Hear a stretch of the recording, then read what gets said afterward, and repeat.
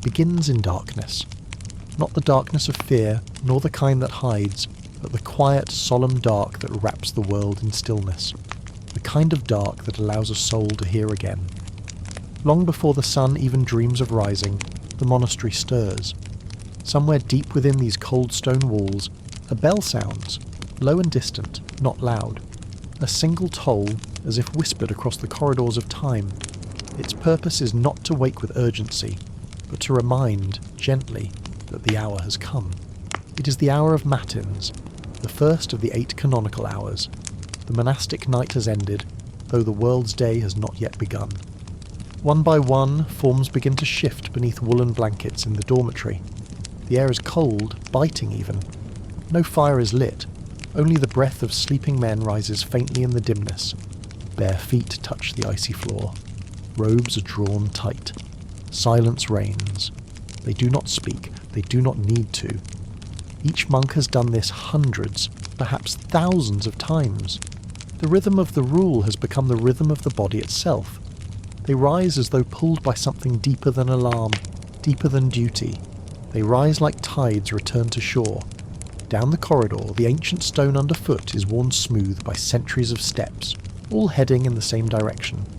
Some monks carry small torches, others trust the dark. The faint smell of wax and oil floats in the air. Shadows dance along the walls, giving motion to what was still. The chapel is not grand. It was never meant to dazzle. It was built to humble. Tall, narrow windows wait patiently for light that has not yet come. Candles flicker along the altar rail, casting golden halos on rough-hewn beams. The air is thick with incense, not fresh but lingering. The scent of old prayers, of lives given to silence. They enter slowly, hoods up, eyes low, robes whispering against stone as they move. No hierarchy is spoken here, no names are called. Each monk finds his place on the long wooden choir stalls and sits in stillness. The only sounds now, a creaking bench, the distant wind outside the heavy chapel doors, the soft intake of breath. Then a single voice begins to chant. It is not performance. It is not even song. It is a kind of sacred murmur, rising from centuries of repetition. The psalms, chanted in Latin, unfold one after another, each line echoed, a call and response in soft solemnity. Domine, labia mea aperis. Lord, open my lips, and my mouth will proclaim your praise. The voices overlap in perfect imperfection, wavering, human, reverent. They do not rush. The chants stretch out like low-hanging fog. Between verses there is silence. Not a pause, a silence. Full and alive, as if even the still air is praying. Time here is different, measured not in hours but in devotion. Matins may last an hour, or more, or less. No one counts.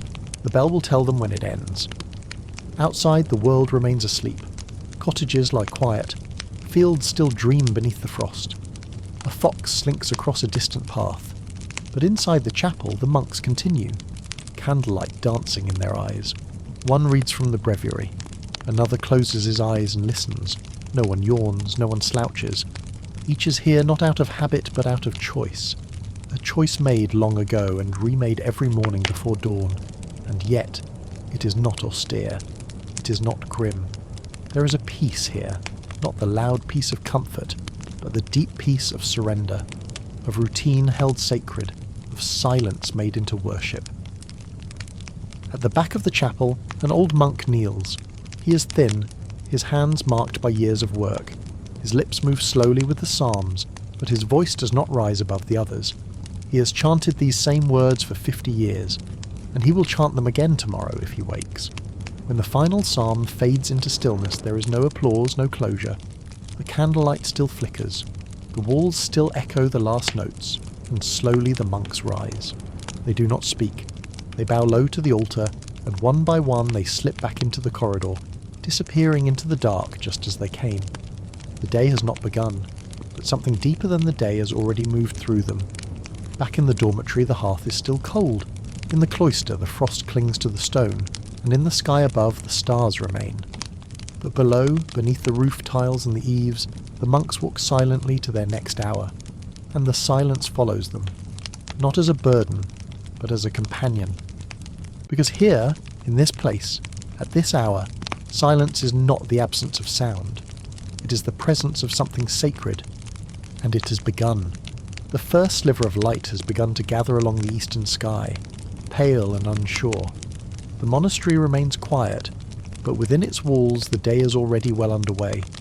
There is no formal proclamation of morning. The world simply lightens, and the monks without hurry move into the next rhythm. The bell is rung for lauds, the second prayer of the divine office. Its sound, gentle and rounded, calls them once more to the chapel. The prayers are shorter now. The darkness has softened. One can see the curve of the vaulted ceiling and the aged grain in the wooden beams. In this dim light, every imperfection in the stone seems to glow with memory. After lauds there is a pause. Not idleness, but a deep kind of readiness. The monks prepare not for leisure, but for labour. For centuries they have called it ora et labora, prayer and work. The two are not separate things here. In the monastery, to work is to pray with the body.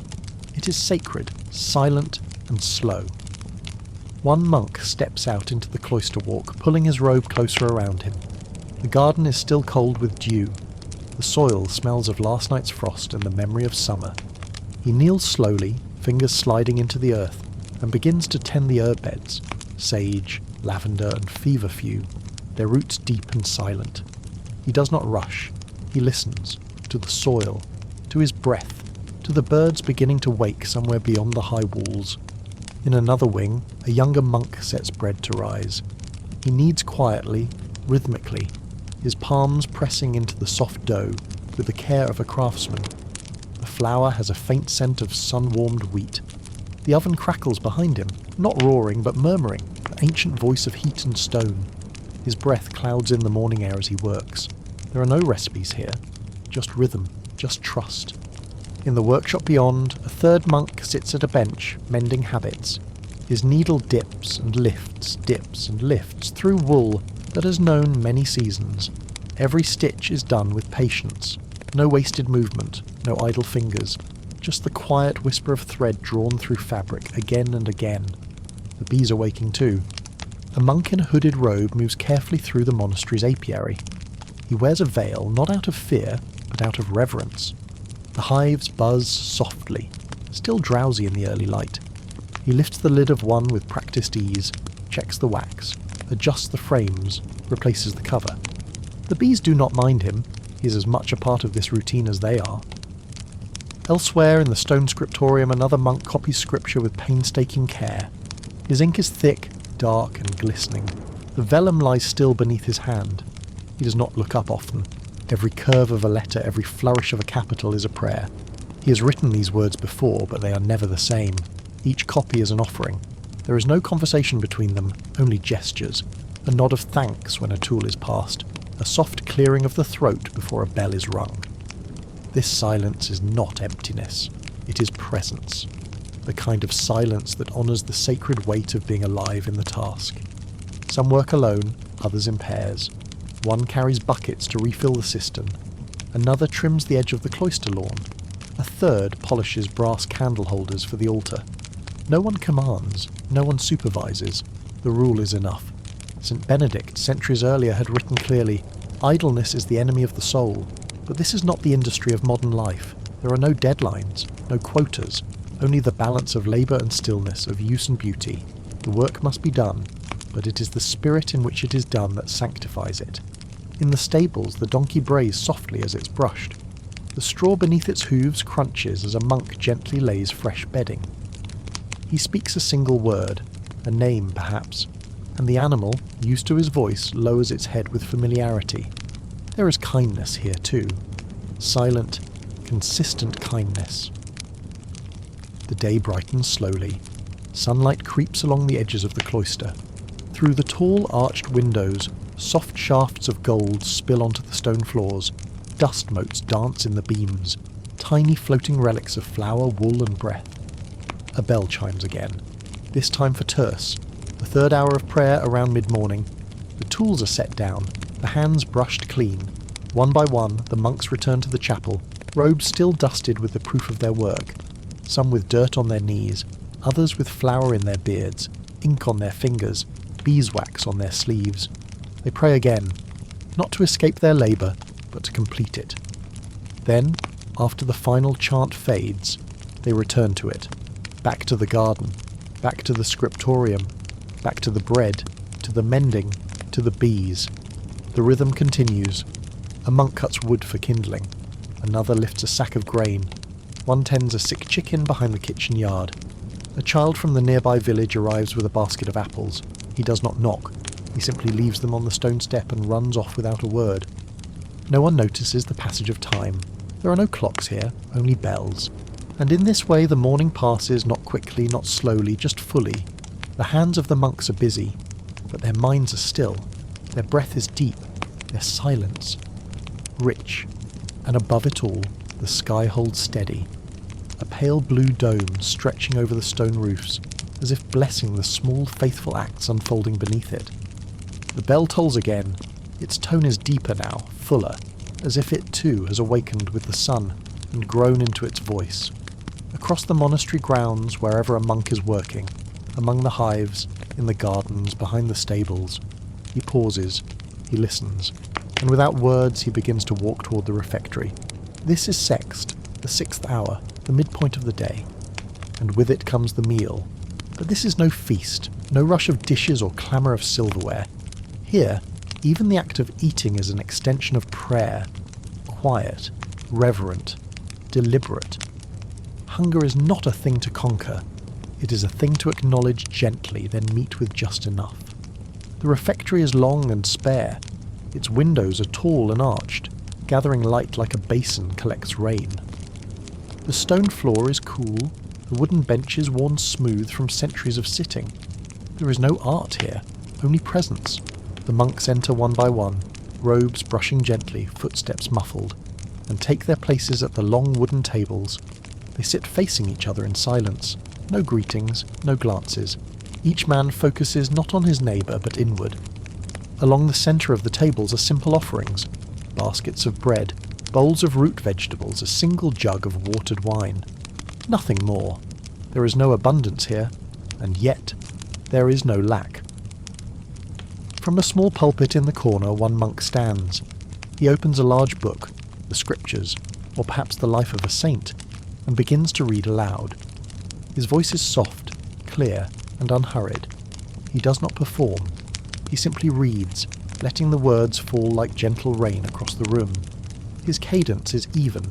Between passages there is space, not silence, but space. Room for the soul to chew alongside the body. The others eat in silence, and their bowls are wooden, their spoons worn and rounded. They break the bread slowly, dipping it into broth, chewing with quiet intention.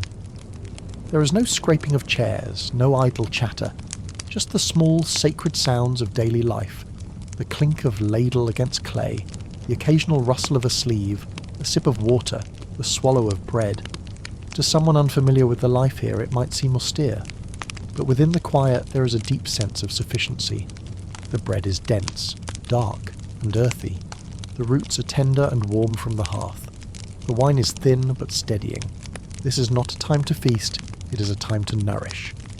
The monk reading aloud pauses briefly to turn the page. His finger runs down the margin to find the next passage. A beam of sun illuminates the vellum, catching on the edge of each letter as though the words themselves still breathed.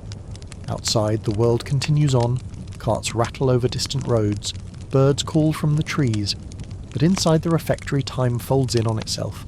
The walls do not echo, they absorb. For many of these men, this moment, this midday meal, is the only time their bodies truly rest. The labour of the morning has passed, the labour of the afternoon has not yet begun. Between them is this breath, this pause, this gentle shared stillness. A few monks close their eyes as they eat, not from weariness but from focus. Each bite becomes a meditation, each word read aloud a tether between flesh and spirit. Even the light participates. It slips through the windows in golden shafts, pooling on the tables, brushing against robes, glinting off the rim of a ceramic bowl. Dust motes float gently through it like prayer given shape.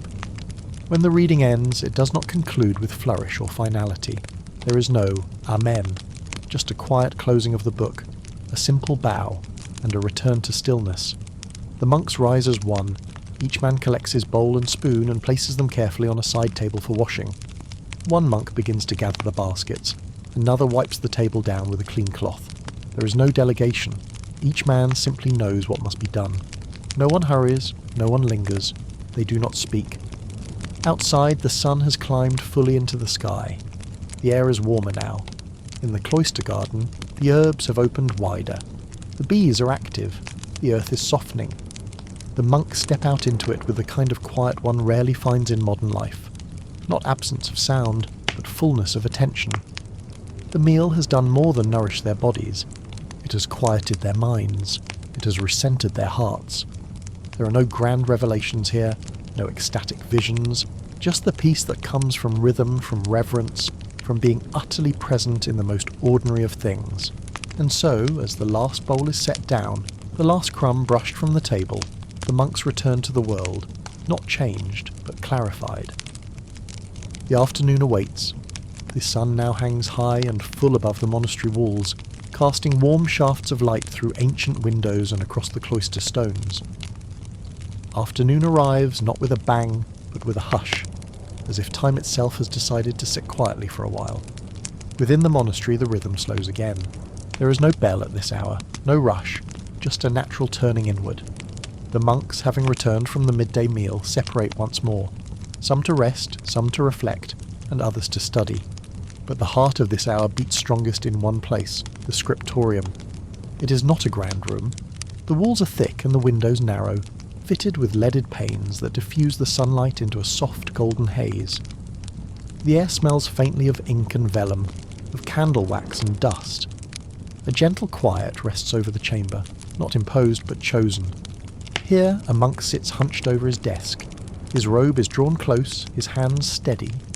Before him lies a sheet of creamy parchment, stretched taut and waiting. His quill is freshly trimmed.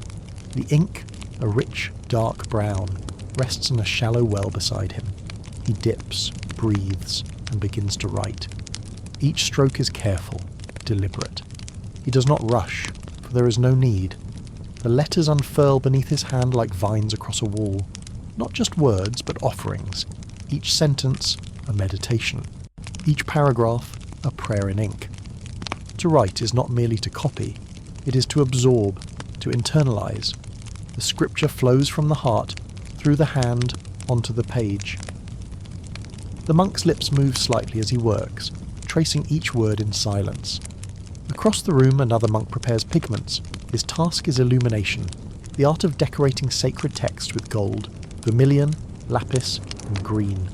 He grinds minerals with slow circular motions, combining them with yolk and water.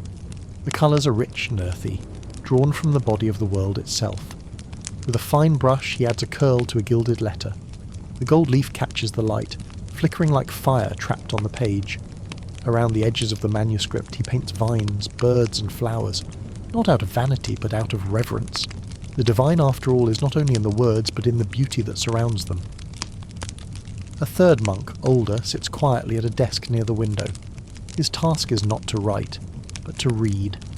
A thick book rests open before him.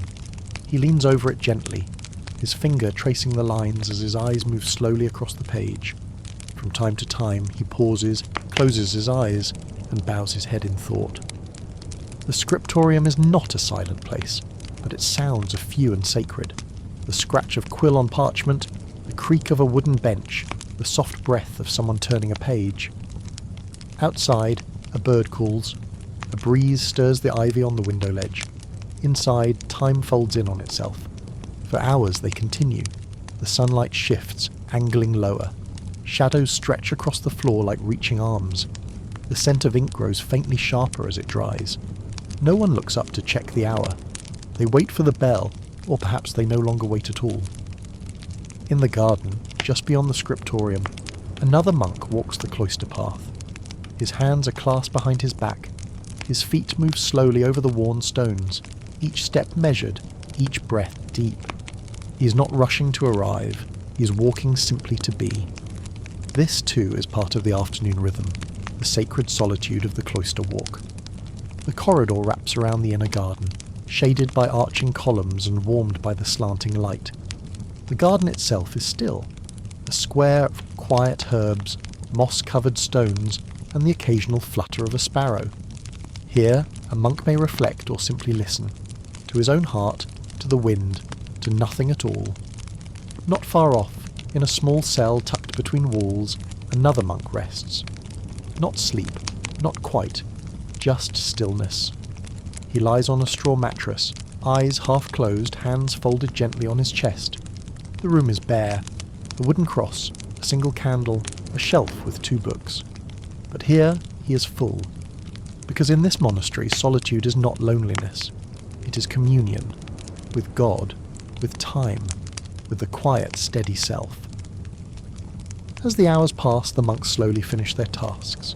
The scribe lifts his head, flexes his fingers and blots the final line. The illuminator sets down his brush, cleanses it with care and stores his pigments in their wooden box. The reader closes his book and bows his head once more, eyes closed in soft gratitude. They do not speak. They simply rise one by one and make their way from the scriptorium. The light now slants low, painting golden streaks across the walls. Outside, the air is cooler. A distant bell chimes for none. The 9th hour. They will return to prayer soon, but for now the mind is still. The ink is dry, the pages complete, the thoughts linger, and the monastery breathes. The day is preparing to fold itself away. Shadows have lengthened across the cloister garden, pooling beneath arches and creeping up the worn stone walls. The sun has dipped low, casting its final warmth across the chapel spire and illuminating dust motes that dance lazily in the last of the golden light. The monastery begins to quiet itself once more, not suddenly but gently. Tools are placed back into wooden crates. Books are closed with reverent care. Robes are dusted. The rhythms of labour and thought slow, soften, dissolve. In the kitchen, a monk wipes down a table, his hands moving in circular motions, slow and steady. A kettle is warmed for evening tea, not for indulgence, but for warmth, for comfort, for ritual. The scent of steeped herbs rises in soft steam. The bell rings. Its tone is deeper than the one that welcomed the dawn, rounder, duskier. It drifts across the cloister like a sigh. This is the call to Compline, the final hour of prayer, the last breath before sleep. The monks begin to gather. They move through the cloister walk in pairs, though they speak no words. Their hoods are raised, their pace is unhurried. Candlelight flickers from the chapel windows, beckoning them inward. Inside the chapel all is hushed. The windows are black mirrors now, reflecting nothing but the golden flicker of candle flames. The stone walls absorb the light, drink it in, hold it close. Along the altar, a single beeswax taper burns low, casting a soft halo across the carved crucifix above. Each monk finds his place. The wooden stalls creak softly as they kneel, their movements practiced, unthinking. Hands come together in prayer, some eyes close, others lift faintly to the small glow of flame. And then the chant begins. It is lower now, softer than at matins. The voices are tired but not weary. There is a gentleness here, a kind of settling. The melody drifts like smoke, unhurried, unbound. Each phrase rises, lingers, falls away. In manus tuas, Domine, commendo spiritum meum. Into your hands, O Lord, I commend my spirit. The words echo through the chapel, ancient and intimate. Compline is not a performance, it is a letting go. It is not meant to awaken, but to surrender. The chants roll on in waves, broken only by breath. One voice begins a psalm, the others follow, and then again. Silence. Outside, the stars emerge one by one in the indigo sky. The moon climbs above the trees, silent as a prayer. A single owl calls from the distant fields. But within the chapel, there is only the rhythm of chant and the rustle of robes. The final words are spoken, the last verse fades. The monk steps forward, slowly, and begins to extinguish the candles one by one. The brass snuffer dips, and the light vanishes with a whisper. Flame, smoke, dark, then again, and again, until only the altar candle remains. The monks bow their heads once more. Some cross themselves, some linger in the stillness, unwilling to rise just yet. There is no hurry. The day is done. The world outside can wait. One by one they leave the chapel. The cloisters now wrapped in shadow. The garden beyond is a silhouette. The monastery has grown hushed, not from emptiness, but from rest. The monks retreat to the dormitory. Their sleeping quarters are spare, but not uncomfortable. Rows of beds line the long hall. A single window at the far end offers a glimpse of stars. The straw mattresses creak softly as they lie down, robes still wrapped around them like cloaks of quiet. No one speaks. There are no good nights, no whispered stories, just the long, slow sound of breath. A page is turned. A candle is snuffed. A wooden cross is touched with the back of a hand. Sleep comes not as a stranger here, but as a familiar. Some monks lie awake a while longer, not from worry, but from reverie. The rhythm of the day plays softly in their minds. The chanting, the garden, the ink, the bread, the silence. Above them the roof groans gently with age. A breeze brushes against the eaves. A bell, not to ring but to rest, hangs motionless in its tower, watching over the quiet below. The monastery does not sleep like the world sleeps. It drifts, it floats, it breathes. It dreams of candles, and stone, and voices in the dark. And so the day ends not with a closing, but with a return to stillness, to silence, to the soft rhythm of breath beneath a woolen blanket, to the presence of something eternal, and all is well, and all is still.